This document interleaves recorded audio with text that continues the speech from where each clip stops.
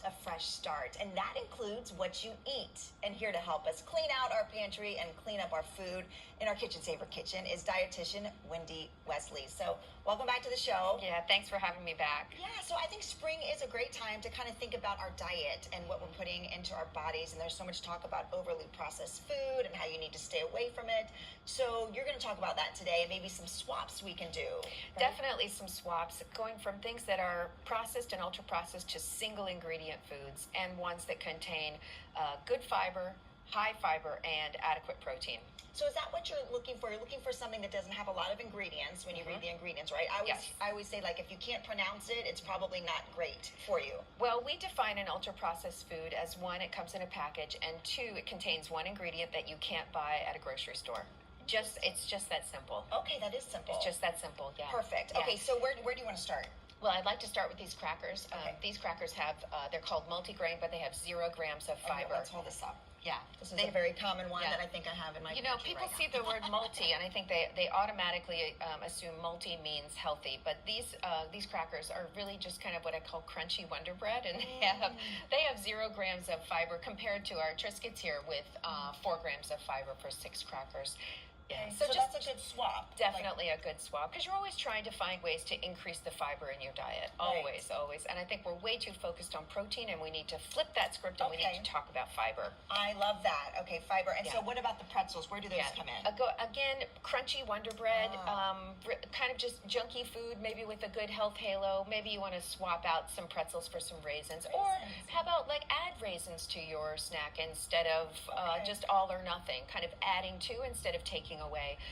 You've heard of meatless Mondays. Maybe we could do a little less meat during the week and more beans and peas. So 10 grams of fiber in these lentils. That small amount of lentils is 10 grams of fiber. Oh, wow. And so you don't have to eat a whole bunch. No, you don't have to eat a whole bunch. So if you don't like them, just get a spoonful. Yeah, and half cup of black beans, 7 grams of fiber, plus very, very high protein in both the black beans and the lentils. Okay, so now talk again about the reason why you might want to not eat meat every single day, and you maybe want to add in some beans. Is it just to get that fiber? It's just to get a bigger variety of food, sources of protein and sources of fiber into your diet.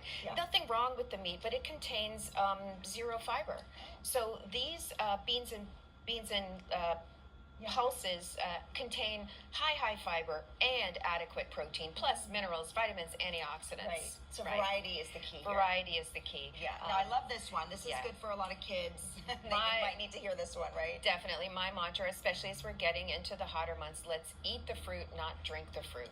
So this really is just sugar and water. Yeah. And this is minerals, vitamins, antioxidants, also water, lots of water, and fiber in the fruit. So no limits on fruit in my practice. People say, what about all that sugar? I say, let's talk about sugar. Right. And I'm not worried about the sugar in this orange on your health. I'm concerned about all of the added sugar in this beverage. Right. And even like an orange juice, you should still eat the orange rather than drink the orange juice, even though I would prefer everyone eat fruit over drinking fruit. Right. Any day, and that goes for children as well. Absolutely. Okay, so what about this? Is this spaghetti sauce? Yeah, spaghetti sauce here, very high in sodium, high in added sugar.